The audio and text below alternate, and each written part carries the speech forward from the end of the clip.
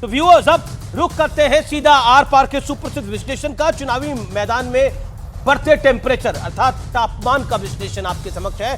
भ्रष्टाचार पर आर पार। विपक्ष इंडिया गठबंधन में भ्रष्टाचार एक बहुत बड़ा कॉमन फैक्टर बना है।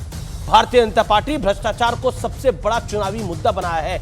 इनफैक्ट विपक्ष ने ईडी के खिलाफ एक संयुक्त रैली भी करी थी, याचिका तो दी ही थी। ईडी सीबीआई की कार्रवाई पर पूरा विपक्ष लामबंद हुआ था दिल्ली के रामलीला मैदान के अंदर। पीएम मोदी बोले तीसरे टर्म में करप्शन पर और सख्त एक्शन होगा। पर स्पष्ट रूप से बीजेपी कह रही है कि हम करप्शन के खिलाफ हैं। और जब 2014 में मोदी आए थे तो उन्होंने स्पष्ट रूप से कहा था, ना खाऊंगा ना खाने दूंगा। बढ़ता हूं मैं आगे। आया राम गया राम वाली पॉलिटिक्स, यानी बॉक्सर विजेंद्र सिंह कांग्रेस छोड़ बीजेपी में शामिल हुए। बीजेपी सांसद उन्मेष पाटिल ने थामा है अब हाथ उद्धव ठाकरे का। नवीन जिंदल, रवनीत सिंह बिट्टू ने छोड़ी कांग्रेस। संजय निरुपम भी पार्टी से बेहद नाराज बताए जा रहे हैं और कहा जा रहा है कि वो भी शिवसेना शिंदे गुट के साथ शामिल हो सकते हैं। गठबंधन में खींचतान। वायनाड से राहुल गांधी की उम्मीदवारी पर लेफ्ट ने खोला है मोर्चा। ममता बोली कांग्रेस को वोट देना बीजेपी को वोट देने जैसा है। यह अपने आप में बड़ी बात है जो ममता बनर्जी ने बोला।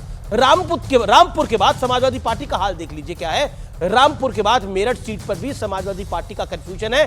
चाचा शिवपाल का बदायूं से चुनाव लड़ने से इंकार है। बढ़ता हूं मैं आगे।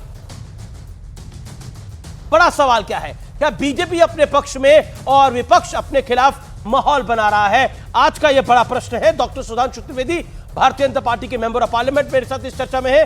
किशोर तिवारी मेरे साथ है शिवसेना उद्धव गुट के। मेरे साथ डॉक्टर अनुराग भदौरिया हैं, प्रवक्ता समाजवादी पार्टी के। आप तमाम लोगों का अभिनंदन है इस चर्चा के अंदर। मेरा स्पष्ट रूप से अनुराग भदौरिया आपसे सवाल है, क्या आपको लगता है कि आप बार बार गठबंधन कर रहे हैं, लेकिन ममता बनर्जी बोल रही हैं कि कांग्रेस को वोट देना बीजेपी को वोट देने के बराबर है? देखिए, जहां तक भारतीय जनता पार्टी का सवाल है कि भारतीय जनता पार्टी जनता की चिंता नहीं कर रही है, दूसरों में ताका झाकी कर रही है। ये नहीं बताएगी कि मुजफ्फरपुर के सांसद ने क्यों इनका साथ छोड़ा, ये नहीं बताएगी राहुल कसाना ने इनका सांसद से क्यों साथ छोड़ा, ये नहीं बताएगी विजेंद्र सिंह ने इनका साथ क्यों छोड़ा, ये भी नहीं बताएगी कि चार सिटिंग सांसदों ने लड़ने से मना क्यों कर दिया और हर्षवर्धन जी को मार्गदर्शक मंडल में क्यों भेज दिया। ये भी नहीं बताएगी। ये भी नहीं बताएगी कि इनके दो सांसद जिनको उन्होंने टिकट दी, चाहे वो यहां से बाराबंकी से सांसद हो और चाहे पवन सिंह हो आसनसोल से, उन्होंने कहा भैया हम नहीं लड़ेंगे। तो आपका तो कोई लड़ना नहीं चाह रहा जिनका टिकट डिक्लेयर कर देते हैं। अब सवाल जो आप पूछ रहे हो, सवाल यह है कि इस देश के अंदर में जो गठबंधन बना है, गठबंधन राष्ट्र को बचाने के लिए बना है। तो राष्ट्र बचाने के लिए, राष्ट्र बचाना मतलब क्या होता है? हमारी नीतियां अलग हैं, हमारा दल अलग है, लेकिन हमारा मनभेद नहीं है।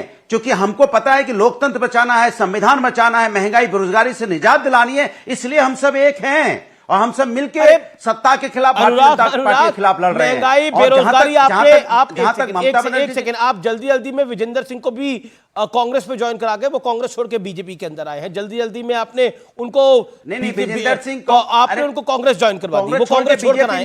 एक सेकंड आप सुनिए। ना बीजेपी ज्वाइन कराया, बीजेपी आप कह रहे हैं कि बीजेपी ताका झाकी, एक सेकंड, बीजेपी ताका झाकी कर रही है।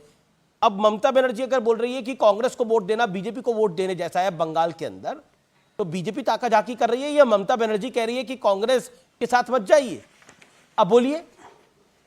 तो आप ये बोल दिए। ज्योति मिर्धा जी जो कह रही हैं कि हमें दोनों सदन में बहुमत चाहिए, तो क्या संविधान बदलने की बात कर रही हैं? तो क्या भारतीय जनता पार्टी सहमत है कि संविधान बदलने के लिए वोट हो रहा है? और इसके पहले इनके एक एमपी ये बोल चुके हैं संविधान बदलने के लिए हमें वोट चाहिए, 405 तो बोलिएगा। तो क्या आप संविधान बदलना चाहते हैं? जो हुआ ही नहीं उसके बारे में भी बात करके क्या करेंगे? जो हो गया उसके बारे में बात करना नहीं चाह रहे, जो हुआ जो होगा उसके बारे में बात करेंगे।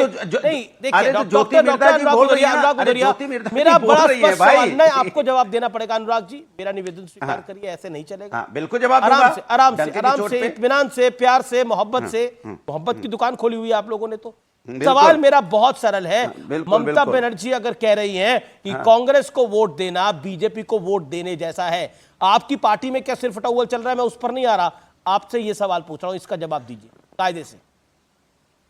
इसके मायने क्या है? जो सवाल पूछा उस पर जवाब दीजिए। सुनो ना, ममता जी इंडिया गठबंधन के साथ हैं, मजबूती के साथ हैं, भारतीय जनता पार्टी के खिलाफ हैं, और जो भारतीय जनता पार्टी के खिलाफ है हम सब एक साथ हैं। तो ममता जी चूंकि पश्चिम बंगाल में लड़ रही हैं, वहां कांग्रेस उनके साथ नहीं लड़ रही है, उन आमने सामने चुनाव हो रहा है, तो अपनी बात कह रही है, लेकिन चाहती वो भी यही है कि देश के अंदर में भारतीय जनता पार्टी की सरकार हटे। इसलिए वो जो जहां वोट मांगेंगी वहां भारतीय जनता पार्टी के खिलाफ वोट मांगेंगी, और जहां उनका कैंडिडेट आमने सामने लड़ रहा होगा तो हो सकता है उनकी भाषा शैली हो, लेकिन वो चाहती हैं दिल से, वो चाहती हैं कि भारतीय जनता पार्टी इस देश की लेकिन अब सत्ता दिल से से हटे। कुछ भी चाह रही हो, इसलिए वो मुंह से उत्तर बोल रही है प्रदेश में भी कांग्रेस चुनाव को वोट करेंगी तो देना बीजेपी के खिलाफ को वोट करेंगी। देने के बराबर है। ठीक है, आपने अपनी बात को रखा, आपने अपनी बात को रखा, आपने अपनी बात को उत्तर रखा। प्रदेश के अंदर में मैं जब अब प्रचार सुधांशु करेंगी जी के तो पास भी कहेंगी जाऊंगा, लेकिन भारतीय उससे जनता पहले पार्टी किशोर को तिवारी वोट से मत राय ले लेता हूं। दीजिए। देखिए, आप निरंतर बोलते हैं, 4.5 मिनट बोले तब भी आपको तसल्ली नहीं। मेरे साथ किशोर भाई हैं। किशोर जी, आपकी अच्छी बात ये लगती है कि आप मुस्कुराते हैं, हश्र जो भी हो, हाल जो भी हो, लेकिन इंटरेस्टिंग ये है कि आपने बीजेपी के एक सांसद को तोड़ लिया है, लेकिन दूसरी तरफ आपने कांग्रेस को बहुत नुकसान पहुंचा दिया है। संजय निरुपम को लेकर संजय राउत ने बहुत कुछ बोला है, लेकिन संजय निरुपम ने भी बहुत कुछ बोला है। और अगर आ रहा हूं और भ्रष्टाचार पे और बड़ी कठोर कार्रवाई करूंगा। नहीं आमिष, ये बात बहुत अच्छी है।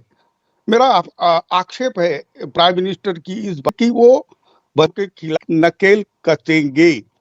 अब मुझे बताइए, अजीत पवार जिनको वो 70,000 करोड़ के भ्रष्टाचारी कहते थे, फिर छगन भुजबल जी है, अशोक चौहान जी है जिन्हें फौजियों की जमीन हथिया ली थी, और मैं देख रहा हूं कि सबसे ज्यादा हमारे नागपुर से जो कोयला भ्रष्टाचार हुआ था, 6 लाख करोड़ का भ्रष्टाचार कह रहे थे, और नवीन निश्चल और अपने नवीन और दासरी नारायण राव, इनको ही इन्होंने आरोपी बताया था, तो उनको ही अभी ये सम्मानित कर रहे।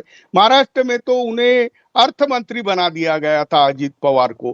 तो लोगों का विश्वास नहीं बैठ रहा कि यह लोग भ्रष्टाचार के खिलाफ अपनी जंग कैसे लड़ रहे हैं, क्योंकि ईडी की कार्रवाई कल देखो, सुप्रीम कोर्ट ने बोला अरे आप इस आदमी को जेल में क्यों रख रहे हैं, इन्होंने 2 करोड़ रुपए लिए तो कब लिए बताओ, क्या बताओ, वो आदमी को छोड़ दिया। अब कैसा होता है आमिष की ये सब बातें किरकिरी बीजेपी की बढ़ा रही है। आपने मुझे बोला संजय निरुपम की बात, किरकिरी अभी तो अलायंस, आपके अलायंस में कितनी किरकिरी हो रही है एक दूसरे के साथ, अलायंस नहीं फॉर्मलाइज हो पा रहा। एक मिनट आमिर जी, एक बात मैं बताऊं, भ्रष्टाचार पर तो एक साथ आ रहे हैं, लेकिन बाकी कुछ नहीं हो रहा। रायता तो आपका फैला हुआ है बहुत। एक मिनट, मैं मेरी बात सुन लो तुम। महाराष्ट्र के अंदर जो सबसे ज्यादा घमासान मचा हुआ है वो महायुति के अंदर है। हमको छोड़ के एकनाथ शिंदे गए, उनके साथ हमारे सांसद गए, 4 सांसदों का टिकट काट दिया गया। एक हिंगोली के मेरे मित्र है हेमंत पाटिल, इनका नाम अनाउंस किया, बीजेपी ने नाम काट दिया। आज नागपुर यवतमाल की भी भावनाताई गवली, उनका भी टिकट काट दिया गया। नागपुर के मेरे मित्र तुमाने, उनका भी टिकट काट दिया गया। ऐसी परिस्थितियां है कि एकनाथ शिंदे की हालत खराब, अजीत पवार की हालत खराब, बीजेपी रीजनल पार्टियों को खत्म कर रही है। यह बात हम जो करते थे वो सच हो गई है महाराष्ट्र के ठीक है, मैं जवाब लूंगा डॉक्टर सुधांशु त्रिवेदी से, लेकिन महत्वपूर्ण इस समय बहुत बड़ी खबर आ रही है, बागपत से बहुत बड़ी खबर आ रही है। समाजवादी पार्टी ने अपना उम्मीदवार बदल दिया है। सूत्रों के हवाले से बड़ी खबर है, ये एक और ऐसी सीट है जहां समाजवादी पार्टी ने उम्मीदवार बदला है। कल चाचा शिवपाल ने चुनाव लड़ने से इंकार कर दिया था, कहा था मेरे बेटे आदित्य को आगे कर दीजिए चुनाव लड़ने के लिए। उन्होंने अपने राष्ट्रीय अध्यक्ष अखिलेश यादव को चिट्ठी लिखी थी। ये हो क्या रहा है अनुराग भाई आपकी पार्टी के अंदर? कोई चुनाव लड़ना नहीं चाह रहा, कोई लड़वाना नहीं चाह रहा, ये खेल क्या हो रहा है? सुन लीजिए, योगी आदित्यनाथ ने आज बोला है चुनावी रैली के अंदर कि हम कैंडिडेट डिक्लेयर करते हैं और ये भाग जाते हैं। ये भागना ही तो हुआ है। देखिए ऐसा फलाना नहीं लगेगा, ढमकाना नहीं लड़ेगा। भाई, ये हमारे, अरे बोलने दीजिए। हमारे पार्टी के अंदर में लोकतंत्र है। जब वहां कार्यकर्ता सम्मेलन हुआ बदायूं में, कार्यकर्ता सम्मेलन में जनता ने कहा कि आप यहां पे लेके आइए कैंडिडेट, उनके बेटे का नाम लिया, बोले आप उनको लेके आइए क्योंकि यूथ कैंडिडेट यहां पे लड़ेगा तो हम लोग भारी मतों से जीतेंगे। ये कार्यकर्ता सम्मेलन में मांगा गया, कार्यकर्ता सम्मेलन में नाम अनाउंस हुआ। ये कोई कार्यकर्ता सम्मेलन से ही वहां पे जनता की मांग पे यह चिट्ठी लिखी गई राष्ट्रीय नेतृत्व को कि भाई ऐसा है कि यहां पे टिकट जो मांगी जा रही है, बड़ा लोकतंत्र है, लोग चुनाव लड़ने से भाग रहे हैं, आप कह रहे हैं लोकतंत्र है। कहां भाग रहे हैं? अरे चुनाव लड़ने के लिए आ रहे हैं, कहां भाग रहे हैं? भागा कौन है? कार्यकर्ता ने नाम मांगा, अभी नाम अनाउंस हो जाएगा। शिवपाल यादव ने इंकार कर दिया, भारतीय जनता पार्टी रही है, जैसे चुनाव लड़ने से इंकार कर दिया। कंफ्यूजन पार्टी में है कि एक सीट पे 4-4 दावेदार हो गए हैं, 4-4 लोगों को खड़ा कर रही है पार्टी, पहले एक को, फिर दूसरे को, फिर तीसरे को, फिर चौथे को। भाई आदित्य आपको ऐसा नहीं कंफ्यूजन है, नहीं लग रहा है? आदित्य यादव के नाम पे कार्यकर्ता ने नहीं कोई कंफ्यूजन नहीं है। कार्यकर्ता सम्मेलन में शिवपाल जी मौजूद थे, कार्यकर्ताओं ने कहा आदित्य यादव जी को लड़ाइए यहां पे, आदित्य यादव जी यहां से जीत के जाएंगे, भारी मतों से जीतेंगे। कार्यकर्ता के कहने के अनुसार वहां पे रिक्वेस्ट भेजी गई राष्ट्रीय नेतृत्व को, मतलब कार्यकर्ता ने बोला कि शिवपाल जी के बेटे को लड़वाइए तो वो चुनाव जीतेगा। कार्यकर्ताओं ने बोला कि शिवपाल जी के बेटे को लड़वाइए चुनाव, वो चुनाव जीतेगा। कार्यकर्ता लड़के चुनाव नहीं जीत सकता। की मांग है, आदित्य यादव की मांग है। अगर आदित्य यादव की मांग है तो आप क्या कर लोगे? जब कार्यकर्ता मांग रहा है तो कर क्या लोगे आप? कार्यकर्ता कह रहा है आदित्य यादव को लड़ाइए, तो आपको कार्यकर्ता की बात माननी पड़ेगी कि नहीं माननी पड़ेगी? ये भारतीय जनता पार्टी के थोड़ी है कि हमने यहां से अनाउंस कर दिया और सुबह लिस्ट आ गई, उसमें से भारतीय जनता पार्टी में थोड़ी, भारतीय जनता पार्टी में तो राजनाथ सिंह ने अपने बेटे की टिकट खुद से देने से इंकार कर दिया था। भारतीय जनता पार्टी में तो राजनाथ सिंह ने अपने बेटे को खुद से टिकट देने से इंकार कर दिया था। तो मैं अपने बेटे को खुद से टिकट नहीं दे सकता, उनके बेटे नहीं दे सकता। टिकट लौटाया था पंकज सिंह ने, और ये ऑन रिकॉर्ड है, बात ऑन रिकॉर्ड है। पॉइंट ये है, अब बागपत में क्या हुआ?